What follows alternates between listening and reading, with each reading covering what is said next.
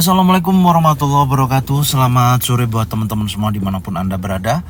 Kembali lagi bersama Zona Forex. Hari ini Zona Forex akan memberikan review gambaran daripada pergerakan XAU USD seperti apa kondisinya dari sesi Asia sampai dengan sesi Eropa.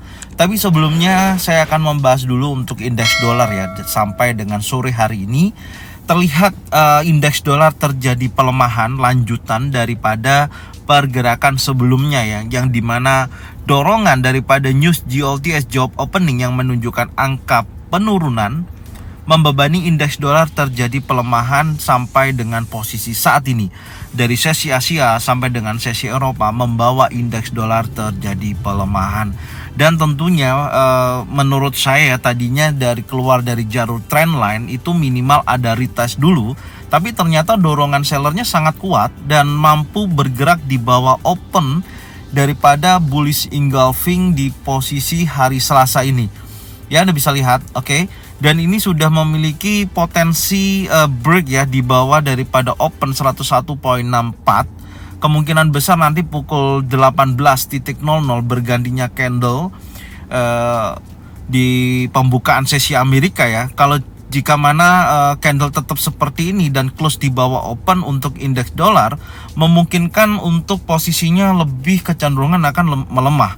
Tapi apapun itu nanti malam ada news yang akan rilis. Salah satunya ada ADP Non-Farm Employment Change dan ISM Service PMI. Oke, kita bahas dulu ya. Ini sebelumnya saya hapus dulu. Oke, Anda bisa lihat di sisi kiri di mana ada news yang akan rilis ADP Non-Farm Employment Change. Ini pukul 19:15. Kalau kita perhatikan dari data previousnya adalah 145.000, forecastnya 148.000. Kalau kita perhatikan dari posisi tersebut ya, kalau kita lihat di pertemuan sebelumnya, oke, Anda bisa lihat di posisi sebelumnya di mana angka 145.000 itu terjadi penurunan ya, dari posisi sebelumnya adalah 208.000 untuk forecastnya. Ya, artinya di tanggal 5 April itu terjadi penurunan untuk data ADP Non-Farm Employment Change, dan tentunya di pertemuan atau data yang rilis nanti malam di sini ada penguatan sedikit dari 145.000 menjadi 148.000. Oke, artinya jika mana angka ini sesuai dengan yang diprediksikan, sesuai dengan forecast, menghasilkan angka 148.000 atau di atasnya, maka menunjukkan kekuatan kembali untuk indeks dolar terjadinya penguatan. Tapi jika mana datanya di bawah forecast, menghasilkan di bawah 148.000 bahkan di bawah 145.000, maka menunjukkan potensi penurunan pada indeks dolar. Tapi secara keseluruhan pukul 19:15 angka yang ada diprediksikan ada penguatan data daripada data ADP Non-Farm Employment Change. Yang kedua, rilis pukul 21.00 ISM Service PMI. Ini juga sangat berpengaruh ya tentunya, yaitu data previousnya 51,2%. Prediksinya ada peningkatan, ada penguatan 51,8% data yang masuk. Artinya jika mana actualnya sesuai dengan forecast, maka memprediksikan indeks dolar akan terjadi penguatan kembali. Kalau kita lihat dari data sebelumnya, angkanya sebelumnya adalah 55,1% itu previousnya, dan forecastnya waktu itu menunjukkan angka 54,3%, dan ternyata menghasilkan aktual sebesar 51,2%. Artinya ada penurunan dari data ISM Service PMI. Dan di posisi hari ini ya, ISM Service PMI diprediksi akan terjadi penguatan sebesar 51,8%. Dan saya ulangi, jika mana menghasilkan angka aktual pukul 21.00 di atas daripada forecast atau sesuai dengan forecast, maka menunjukkan data indeks dolar akan terjadi penguatan. Dan menurut saya dengan adanya dua informasi yang akan rilis malam ini, menurut saya make sense ya. Kenapa? Karena saya melihatnya posisi dari pergerakan indeks dolar yang memang kecenderungannya adalah turun, Ya biasanya ketika ada terjadi market membentuk pergerakan impulsif, pasti akan membentuk pergerakan korektif atau koreksi. Ya gambarannya sih seperti ini. Ini kan pergerakan impulsif untuk indeks dolar ya. Nah impulsifnya seperti ini. Harusnya ada korektif atau koreksi baru melanjutkan penurunan kembali. Ya gambarannya seperti ini. Kalau menurut saya ya. Jadi ketika nanti rilis pukul 19.15 menit, bahkan pukul 21.00, meskipun kita hanya melihat dari data forecast ya, yang diprediksikan ada penguatan pada indeks dolar. Jika mana data keluar sesuai dengan forecast, maka kecenderungan indeks dolar akan terjadi penguatan kembali sebelum melanjutkan penurunan. Dan tentunya dengan adanya data ADP ataupun ISM Service PMI, semua mata masih melihat nanti malam pukul hari Kamis ya, dini hari pukul 1 malam. Oke, di mana The Fed akan mengumumkan tingkat suku bunga atau Federal Fund Rate ya, di mana saat ini diprediksikan dinaikkan sebesar 25 basis point. Jika mana angka itu dinaikkan sebesar 25 basis point, ya tentunya memang sedikit memberikan dorongan bullish kepada indeks dolar. Oke, ada dorongan bullish kepada indeks dolar. Ya, itu. Tapi yang perlu kita nantikan adalah pukul 1.30 ya, atau jam 1:30 pagi, di mana FOMC press conference ini yang memang ditunggu-tunggu ya. FOMC press conference ini yang nantinya si Jeremy Powell akan berpidato di depan semua pengamat politik, pengamat ekonomi maksud saya, dan beberapa dari wartawan atau jurnalis yang ada di Amerika, yang dimana dia akan menyampaikan mengenai plan kerjanya si Jeremy Powell ya, atau si The Fed ini dalam mengambil keputusan apakah hawkish ataupun dovish. Karena informasi yang saya melihat, saya baca, si Jeremy Powell ini besar kemungkinan akan menghentikan laju daripada kenaikan suku bunga di pertemuan berikutnya. Jadi malam ini besar kemungkinan akan dinaikkan 25 basis point. Di pertemuan berikutnya memang informasi yang saya dapatkan ya, yang saya baca di sini menunjukkan bahwasannya si Jeremy Powell bakalan tidak akan menaikkan suku bunga atau mempertahankan suku bunga yang ada, yaitu sebesar 5,25%. Oke, jadi itu ya yang nanti ditunggu-tunggu final daripada FOMC press conference menghasilkan keputusan moneter daripada Jeremy Powell, apakah hawkish ataupun dovish. Dan insya Allah nanti malam pukul 00.45 menit ya, saya akan live. Silakan kita kumpul bareng-bareng. Kita akan bahas kondisi market dan beberapa news yang akan rilis. Dan tentunya kita lihat apakah sesuai atau tidaknya Federal Fund Rate malam ini ya, dini hari pukul 1 dini hari Kamis, yaitu menghasilkan angka sebesar 25 basis point, yang tentunya suku bunga Amerika naik menjadi 5,25%. Oke, jadi itu dampaknya terhadap indeks dolar. Dan sekarang kita akan kembali ke XAU USD di time frame 4 jam. Anda bisa lihat XAU USD ternyata tidak terlalu berpengaruh di sesi Asia ya, sampai dengan sesi Eropa. Artinya masih mempertahankan bullishnya, masih mempertahankan kondisi pergerakan pasca terjadinya impulsif dari pelemahan indeks dolar. Padahal kalau kita ketahui tadi indeks dolar telah terjadi pelemahan ya, dari sesi Asia sampai dengan sesi Eropa. Dan di sini XAU USD pergerakannya tidak keluar daripada jalur konsolidasi. Ini saya hapus dulu, oke, saya hapus dulu.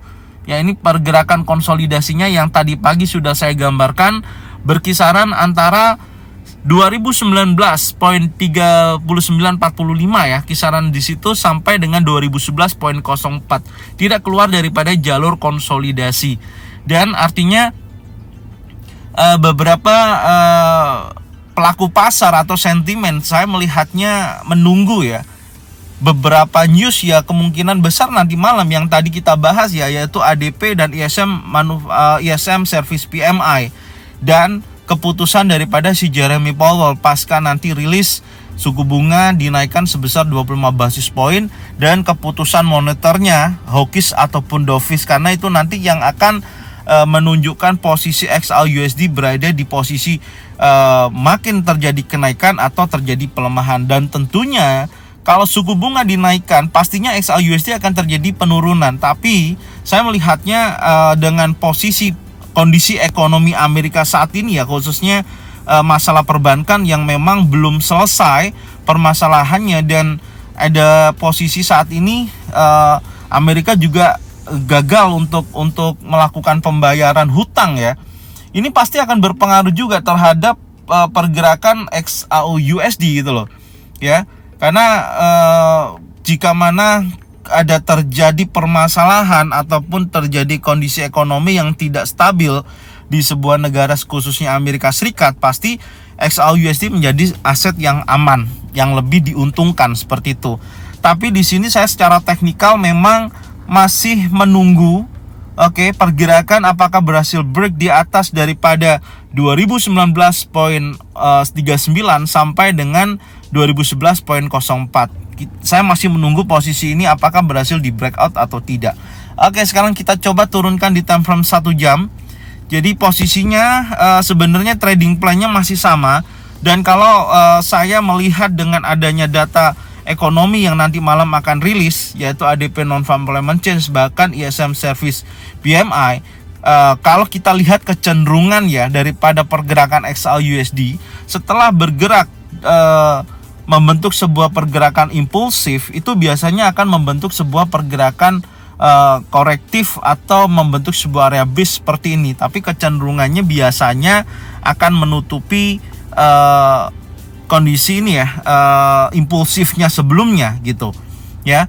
Itu sih gambaran saya, tapi saya tidak berekspektasi terlalu tinggi. Artinya saya masih menunggu aja dari posisi konsolidasi ini apakah berhasil break atas ataupun break bawah. Artinya saya akan menunggu seperti ini. Kalau ternyata break impulsif bearish di bawah daripada 2011 ya sampai 2009, maka menunjukkan potensi pergerakan penurunan hingga di area masuk lagi di kondisi konsolidasi di 50%, yaitu di 1992.03. Ya, bisa terjadi penurunan sampai dengan wilayah ini. Tapi ini coba kita ukur aja dulu. Kita akan ukur dulu posisinya ya. Kalau menutup range $30, oke. Kita hitung. Nah, kurang lebih sampai area sini ya. Memang kecenderungannya pasti menuju area 50% 1992 sampai dengan posisi kurang lebih di area ini nih, area demand ya. Ya minimal menguji wilayah tersebut. Itu yang pertama. Kalau terjadi penguatan, coba kita ukur ya. Kalau terjadi penguatan bullish, tentunya akan menguji kuat di kisaran antara area 2043 ya, mendekati area resisten di 2048. Oke. Area ini targetnya ya, untuk menutup kurang lebih range $30. Kita gambarkan dulu. Nah, di area tersebut, jadi ini menjadikan targetnya atau zona pantau nantinya ya. Posisi ini kita lihat nanti posisi ini menjadikan zona pantau. Jika mana posisi tersebut bergerak menuju area 2043.34 sampai 2048.64, bisa nanti dijadikan entry sell kalau ada potensi pembentukan bearish engulfing, bearish pin bar, 3 inside down, contohnya seperti ini ya strukturnya, dan bisa sell di wilayah area zona pantau ini. Kalau tidak ada konfirmasi, hati-hati karena kecenderungannya bisa juga akan bertahan di posisi tersebut atau menjadikan posisi lebih naik kembali. Dan kalau terjadi impulsif bearish engulfing, bearish pin bar, bisa turun kembali ya, minimal akan balik lagi ke wilayah area demand. Oke. Nah, posisinya seperti ini. Dan tentunya di sini juga hal yang sama. Kalau ada bullish engulfing, bullish pin bar, 3 inside up ya, posisinya di wilayah area ini juga bisa dijadikan acuan untuk buy ya, tentunya seperti itu. Dan diprediksikan akan terjadi penguatan kembali. Oke. Jadi ini posisinya ya. Jadi saya akan tunggu dari informasi keluar daripada jalur konsolidasinya ya, baik di area di kisaran ini ya, di 2011 sampai 2009. Oke, impulsif bearish contohnya bisa sell di sini atau impulsif bullish bisa buy di sini. Targetnya yaitu pertama resisten terdekatnya di 2032 ya, di posisi itu yang menjadikan breakout sebelumnya ya, posisi ini. Oke, posisi ini ya, dan masuk kembali ke wilayah area range $30. Kalau kita lihat di posisi ini kan juga ada area supply ya. Ini ada area supply. Cuman saya gambarkan aja di posisi yang real kalau terjadi kenaikan range 30 ya di 2043. Itu aja yang menjadikan pemantauan kita sampai dengan nanti sesi Amerika, sampai nanti rilis news. Insya Allah saya akan update untuk news malam ini seperti biasanya di grup ZF Brotherhood. Silakan teman-teman ikutin grupnya ya. Insya Allah nanti saya akan update, link ada di deskripsi. Thank you ya buat semuanya, tonton videonya dari awal sampai dengan akhir. Di awal video tadi sudah saya bahas untuk indeks dolar dan news yang akan rilis nanti malam.